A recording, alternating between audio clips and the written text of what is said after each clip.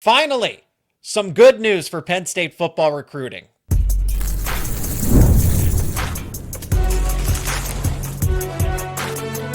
You are Locked On College Crossover, part of the Locked On Podcast Network.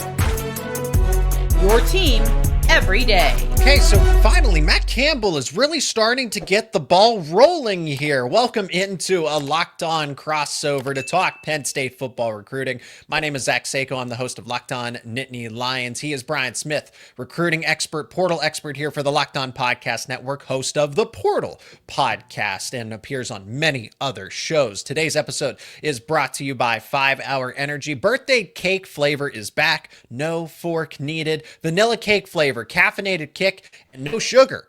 It is party time. Order now at 5hourenergy.com or Amazon. So Penn State makes a strategic hire. We're going to get into Matt Campbell's strategy when it comes to recruiting, because Kashif Moore it's not just about him being a wide receivers coach. This was strategic when it comes to recruiting. We'll talk about that, Campbell's strategy, and a host of names that Penn State fans should know about, because things are trending in the right direction for the Nittany Lions when it comes to we're starting, Brian, the list that I sent you, it's pushing about a dozen. Okay, so the reporting comes from Rivals on 3, talking about how Penn State is in great standing with a number of athletes, but just in general, we're going to break down some of the most important names here. But Penn State does not have a commit in the class of 2027, Brian, and it finally feels like, okay, they got something going here. Yeah, the list you sent me, I was going through it, like Matthew Gregory, one of the best receivers in the class. Mm-hmm. I'm a huge fan of Will Slagle. There's a lot of good players, and I guess it doesn't matter when they commit, although it's more fun if it's balanced. So you can have something to look forward to, but this is the beginning of a new regime. They had to get their feet under them, so it's no big deal. They'll get it rolling here. And we'll see. I don't think it's certainly not a guarantee, and I don't know that it's necessarily favorable at this point, but Penn State is still in the mix for recent Michigan quarterback decommit and Peter Bourque. So is there a chance that Penn State, well, guess who? Virginia Tech's going to be in the mix there. We'll talk about that more. He's a part of this list of players, but yes, you mentioned them initially. Matthew Gregory, Will Slagle, who's from the state of Iowa, elite offensive lineman, versatile offensive lineman. The one player that's really starting to gain momentum is a four-star tight end out of South Dakota. And again, this is part of Campbell's strategy. So we're also going to get into the early part of what we wanted to discuss later on.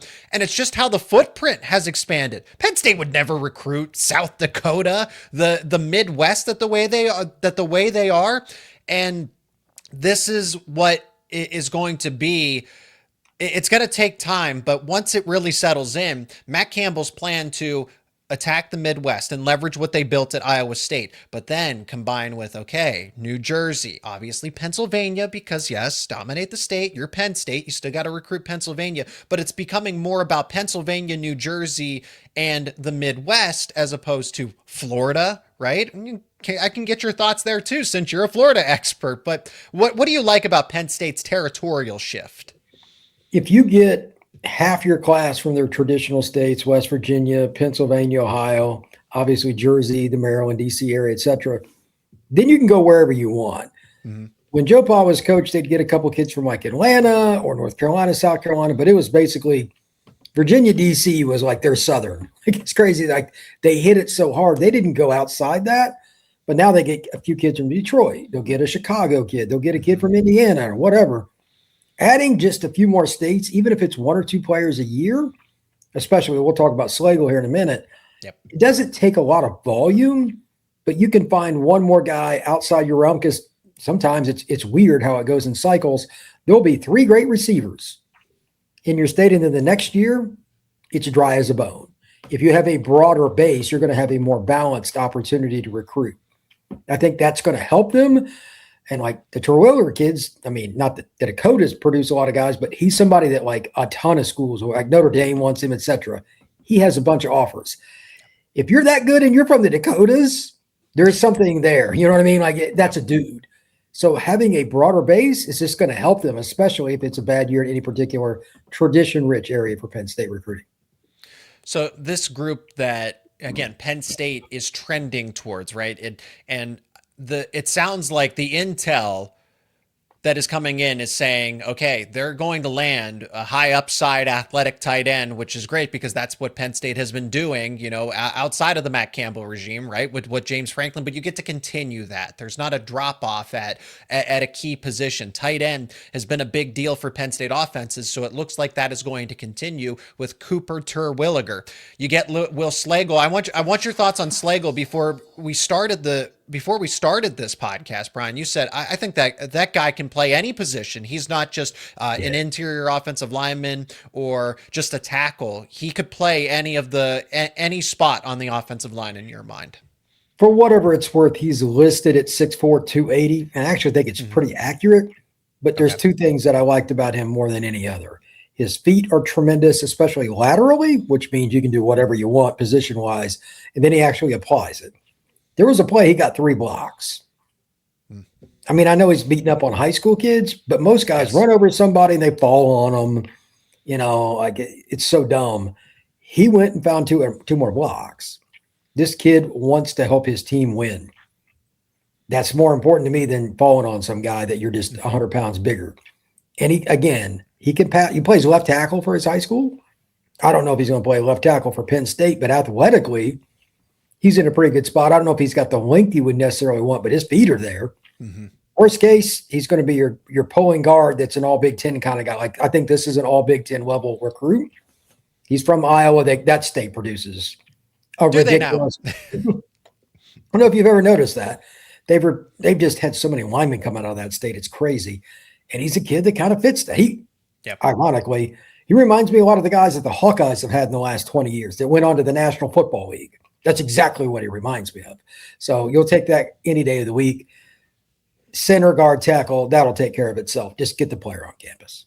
Yeah, it's a good idea to recruit the linemen that come from the same state where the Iowa Hawkeyes just put together the top offensive line in college football this past season. So why not copy a part of their formula and go and try to take some of those prospects away? Again, the benefit, Matt Campbell was at Iowa State, so now you have the leverage of Penn State. These are the moves that are supposed to happen because of this combination.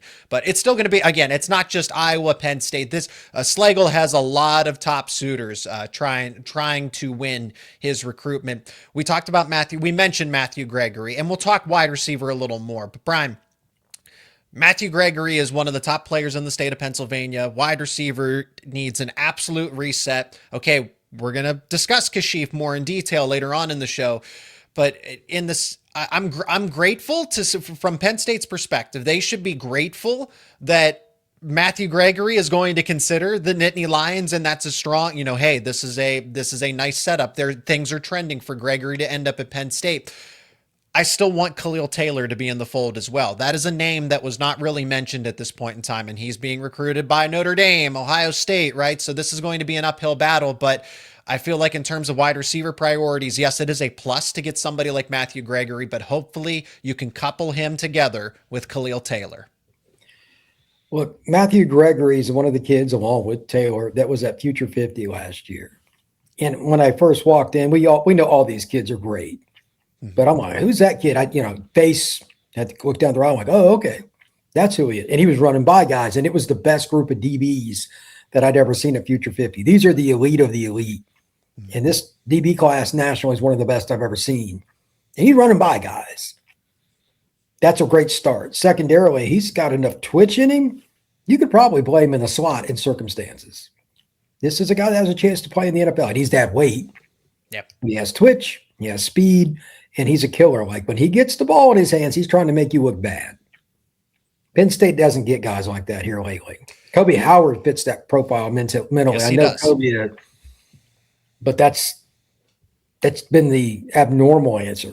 So getting a kid, especially being from a local area, they need to set that precedent. They may not get all the receivers in the area this year. They need to get over half of them. I'll just say that. He would be a really good one to get. Taylor and Gregory, I think that the two of them alone account for 4 above average wide receiver commits in my mind. 100%. Yeah, them being phenom caliber, star caliber, just if you're able to get those two, I would rather have those two than, hey, a collection of 4 or 5 above average 3 stars or low end 4 stars. I think Gregory and Taylor can play right away, especially at Penn State, if they're able to land one or both of their commitments. Hey, there's still a number of players that we didn't get to yet, but we're going to talk about on the other side of the break. The other ones that stand out to Brian and which ones Penn State should be pushing for to get commitments from in the class of 2027. That is coming up next here on this Locked On Crossover.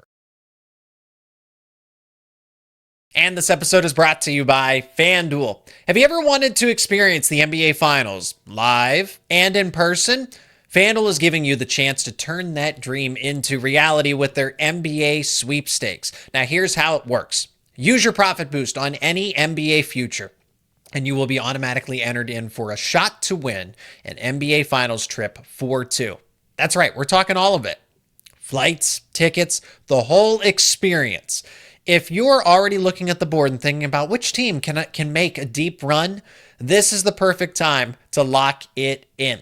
Futures are great this time of year. So whether you're picking someone to win the conference title, the championship itself, it adds that extra layer of excitement to every game going down the stretch. And now, not only can your pick cash, but it could also send you to the NBA Finals. All you got to do is visit FanDuel.com to get started.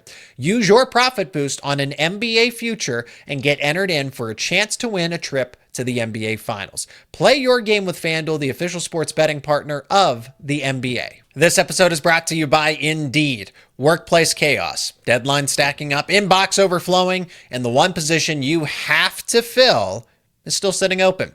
When the pressure's on and you need the right hire, this is a job for sponsored jobs. Indeed Sponsored Jobs helps you reach the people who actually fit what you're looking for. Skills, experience, maybe location.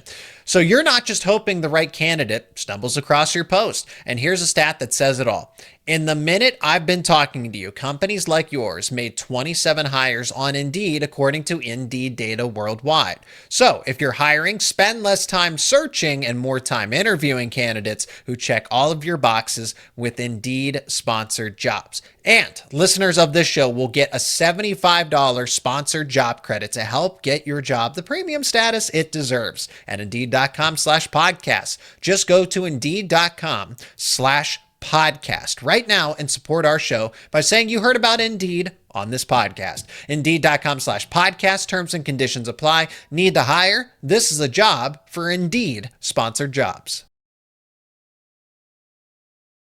Did you know you can listen to Locked On Nittany Lions and the Portal podcast ad-free? All you got to do is sign up for the all-new Everydayer Club. You will also get access to a members-only Discord server to talk all things Penn State and all things recruiting. Check out the links down in the show notes to learn more. Still to come in the show, we are going to talk about the hire of Kashif Moore and who he is as a recruiter, what Penn State fans should expect him to, and just the mess maybe, or what he's going to be working with Penn State's wide receiver room. We're going to get back to Campbell's strategy, as we did discuss that in segment 1, but also some of these other players, Brian, that you and I were talking about beforehand. So we mentioned the priorities, and a number of them, I think all of them, frankly, were on offense, because we mentioned Matthew Gregory, Khalil Taylor, Will Slagle, Cooper Terwilliger.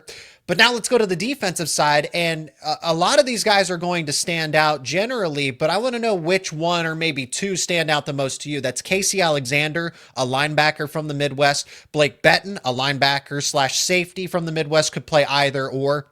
Carter Bonner in the state of Pennsylvania, he's trending to be a defensive back, but a 4-star player that you absolutely need to keep home. Stanley Montgomery was committed to Syracuse, decommitted, and it seemed like that was going to be the first commitment to 2027 for Penn State. Well, that's kind of, that's taken a little bit of a slow turn, but Penn State's still in a good spot. He's a defensive tackle, defensive lineman, but should be a defensive tackle. Ryan Robbins is an offensive lineman from the state of Pennsylvania, and Kelvin Morrison is a running back from the state of Pennsylvania. So they don't get Keemon Spell, but Kelvin Morrison is another one of those players that, hey, he's relatively unknown today, but could be one of the better players in this recruiting class when the rankings are finalized. Out of those names, which one jumps off the page to you?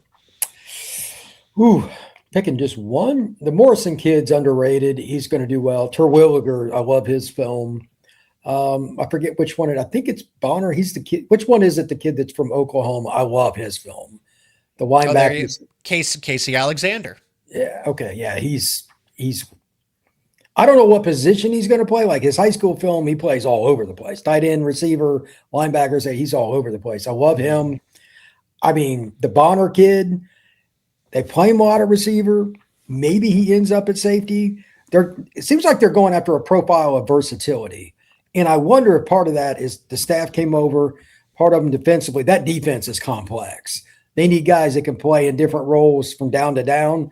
The kid from Oklahoma, Alexander, I don't know where they would play him, but again, Iowa State shifts stuff all around, and that same philosophy is coming over. Yes. I think that would work. I think we're going to see a lot of versatile guys, and you may see, regardless of where they sign at Penn State, if it doesn't work out year one, they may flip sides of the ball. You're going to see some of that. And Joe Paul used to do that a lot too. If you figure it out after you get kids on campus, it's just part of the process. Sure. But I like how they're looking at guys from a versatility standpoint. Most of the guys here, the running back's running back. Like that's what he should play. But most of these guys can play multiple spots. Even Slagle. Again, he's an offensive lineman, but he's a versatile one. That will benefit you long-term because injuries happen. It is a barbaric sport. So that will probably benefit you, especially short-term as you try to flip this roster to have guys that can fill gaps when things go wrong on the injury front. I didn't mean to just kind of push past it, but Peter Bourque, I mentioned him in segment 1. He's a player that's not necessarily trending towards Penn State. That's a favorable spot, but Penn State's still in the mix, and I think that's fairly telling because he did admit, hey, I like Penn State. I like what I know about Matt Campbell. He actually admitted that I don't know this staff well enough because Jake Waters and Matt Campbell weren't recruiting him over aggressively, but now that they're at Penn State, they are. And this is going to be a recruitment that, well, you can imagine that, well, if he was committed to Michigan once upon a time, a bunch of other schools are going to be in the mix for him. Georgia, oh, go figure. Georgia is in the fold here. Virginia Tech, North Carolina, Michigan State, Washington. So it's not necessarily every heavy hitter that Penn State has struggled with in recruiting, but meaning Ohio State, Notre Dame, right? But this is an interesting recruitment because I believe if Penn State really makes a strong impression with Matt Campbell and Jake Waters, the quarterback's coach, I don't see why they shouldn't win this recruitment if they're able to battle their way back into it. It's possible. I mean, playing time's available. He's a kid from the Northeast. His style of play, I mean, he's not all that different than what Rocco Becht is. So there's a lot of signs that could lead to Happy Valley. Where they prioritize him and whether or not they can get it, this is the bottom line, whether or not they can get him on campus this spring is the key. I told everybody that I've been on a show or anybody I've talked to privately here recently, right now may seem like a very quiet time. It is not. The most important things that are going on are the messages and the conversations, because if you do not convince kids to come unofficially now, you won't get them for unofficial or official visits in May, June, and like the July commitment area. You're not going to have your name called. There's a golden opportunity. I don't know why he decommitted from Michigan. I just saw him out in Vegas. Yep. But at the same time, this is your chance. You want to get the really good Northeast quarterbacks, especially schools like Penn State that play in colder weather. If you can, I think it's better to get kids from up north. This would be a really important one. So capitalize, man. Strike while the iron's hot. And Penn State really hasn't identified its quarterback for the class of 2027. This is kind of a lucky break for them because Bourque, Penn State was in the mix, but there was he was being recruited by James Franklin, Danny O'Brien, who are, going to be in this recruitment once again at Virginia Tech. I don't know that I see him ending up there. I would expect him more. I give Penn State a better chance, actually, than I do. Part of that is proximity, right? And it's just about Matt Campbell and Jake Waters building a relationship with Bourque. That's where they're behind, is they don't have this long-standing, hey, we've been recruiting you for the past 3 years. So it's going to be accelerated. But I think with the right message, I don't see why Penn State can't be the favorite to once some time passes by here and this recruitment kind of opens back up here. Now, the strategy, Brian, that I wanted to get back to, part of it is how they're prioritizing the state of New Jersey, which I think is a must. I don't know why this wasn't the case for James Franklin. And this is maybe ultimately what led to his demise is that, okay, you wanted to hit Florida, which I don't blame. But if you're Penn State, New Jersey's a 3-4 hour drive away. Florida's a 3 hour plane ride. People are more inclined to from New Jersey when the talent's right there. So that's what I like about Matt Campbell's recruiting strategy here is, okay, get situated in Pennsylvania, maximize what you have built in the Midwest, but now add your second primary state, which should absolutely be New Jersey, and then go from there. It should be Pennsylvania, New Jersey, a cluster of the Midwest, and then go wherever else, like you said earlier in the show. Yeah, get a DC kid, get a kid from Virginia, move it around. I think they'll still touch on the state of Florida once in a while, but that's not been their turf. I would imagine, they got some kids down there in the Tampa area, but they don't have to do that. Yeah, then there's nothing wrong with that. Yeah, that was one of the kids. He was a Tampa guy. But at the same time, you said it right. West Virginia, New Jersey, New York, Connecticut, those states, they're right there. So why would you not? It's pretty straightforward. So that's fine. Cherry picking those other areas. You're going to have fewer guys leave too after they get on campus. More likely. It's not always the case, but the percentages will show that you're going to have more success. And you're trying to build a roster. You need some consistent. This is going to be their first big class. They really need it not only to hit initially, they need those kids to stay, man. Especially those linemen, because it takes longer to develop them anyway. They need to really hit on linemen from the Northeast, Midwest, and then everything else kind of fall in place. I have no criticisms of their initial plan right now. I like that he is doubling down on attacking the state of New Jersey, because Pennsylvania, it's not a given, but you're obviously going to start there. You don't need to add all of these extra resources and attention to Pennsylvania. You're going to pay attention to it. But I like that, hey, the running backs coach, New Jersey native, new wide receivers coach, New Jersey native. You already have built what you built in the Midwest. That's Matt Campbell. That's Jake Waters. That's Ryan Clanton. But the fact that you say our running backs coach and our wide receivers coach, the offense, that's New Jersey. New Jersey has good defensive prospects, Brian, but it's really the offensive players that come out of the state of New Jersey. They're almost on a separate level that are higher than the defensive guys. Yeah, I don't know why you wouldn't want to do it the way they are. This makes sense. And I wondered when Matt came over, okay, guys come and go. It's college profession. You get a guy for more than 2 years, it's a bonus. There's a happy medium. And this is something that's debated all the time. You got to get a coach first. But if you don't get a few elite recruiters on your staff, I don't care how good your coaches are, you have no chance. Once you play the Ohio States, teams like that, you're not going to outcoach them anyway. They got really good staff, so you better have players. Yeah. And they've got to do an even. Not that they don't do a good job under Franklin, they did, but they got to take that extra step up. New Jersey, PA, DC, Virginia, all those areas. Get a Jersey guy first. So you just said maybe that's their first state that they go after. I can see why it would be. Yeah, I think that makes sense. And I'm sure if he's from Jersey, he's familiar with New York City. He's familiar with DC, Philadelphia. Absolutely. Yep. So there you go. I think it's a good move.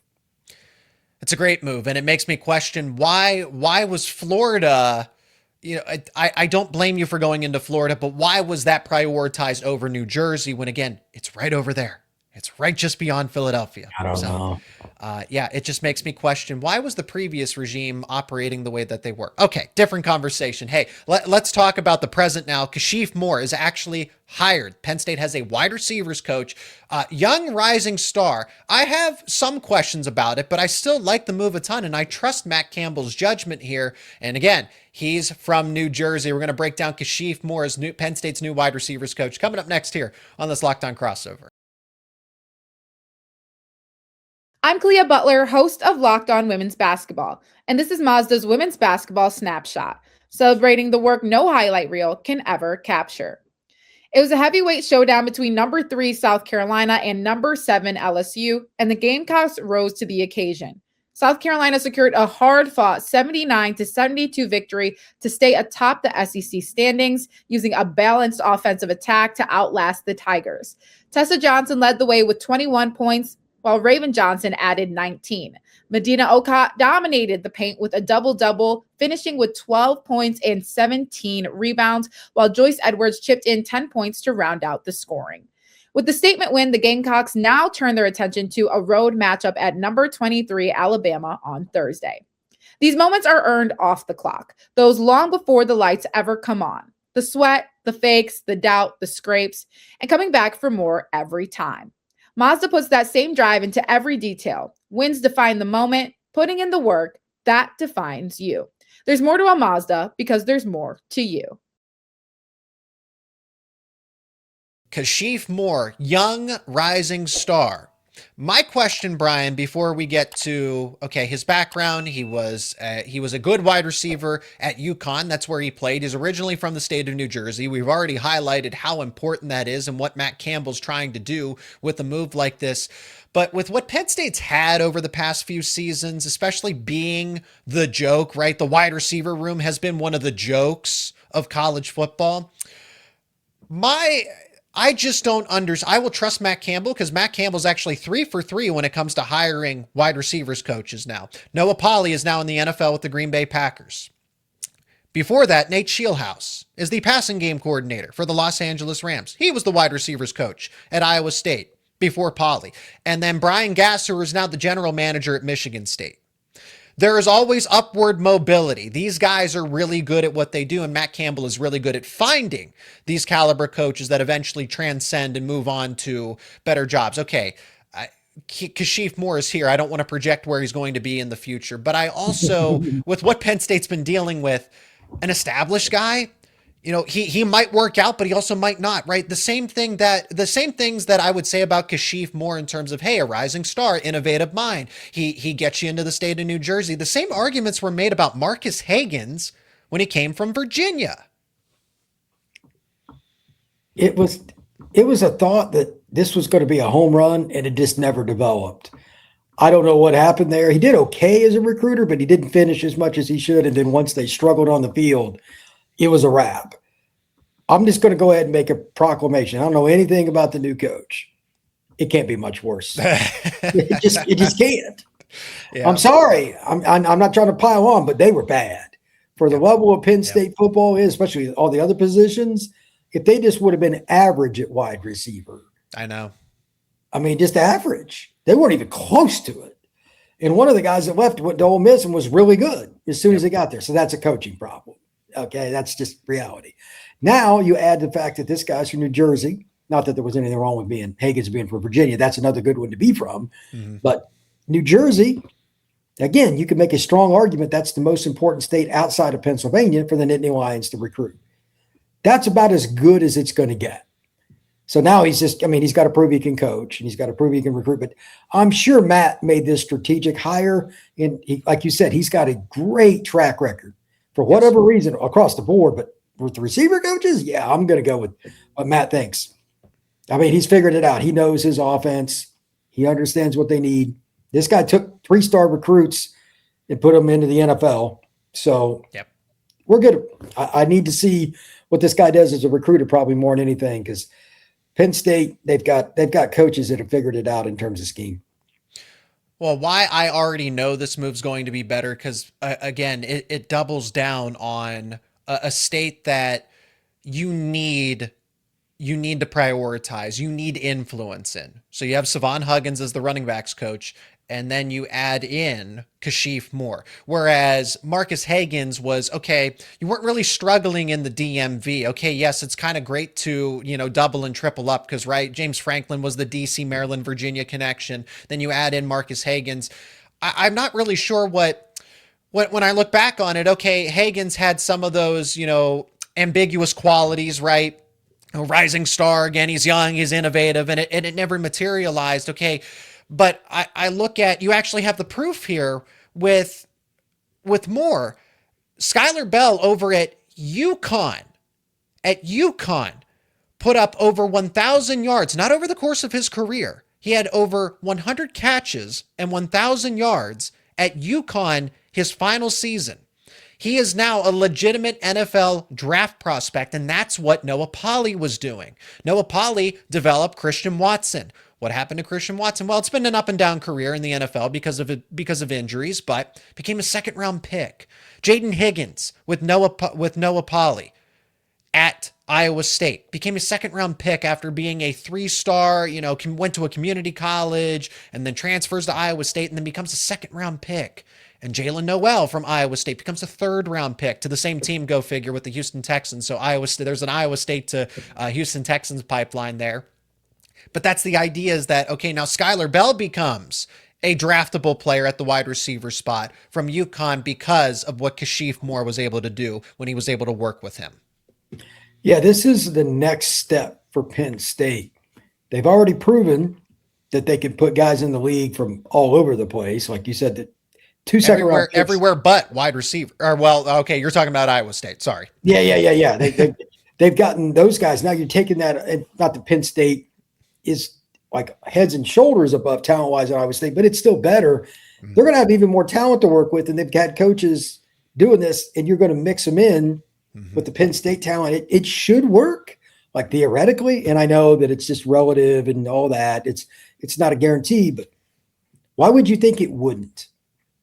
That's look at it from the other side of the coin. How would this not work? And it's a hell of a lot easier to sell Penn State than it is Iowa State. That's just fact. That I know from covering recruiting most of my life. Not many kids are saying when they start the recruitment, I can't wait to go to Ames for an unofficial visit. Okay, that's just not how this works. So it'll be a lot easier to sell because they're within a 5-hour radius of so many good locations for football: Philadelphia, DC, New York, upstate New Jersey, all that stuff.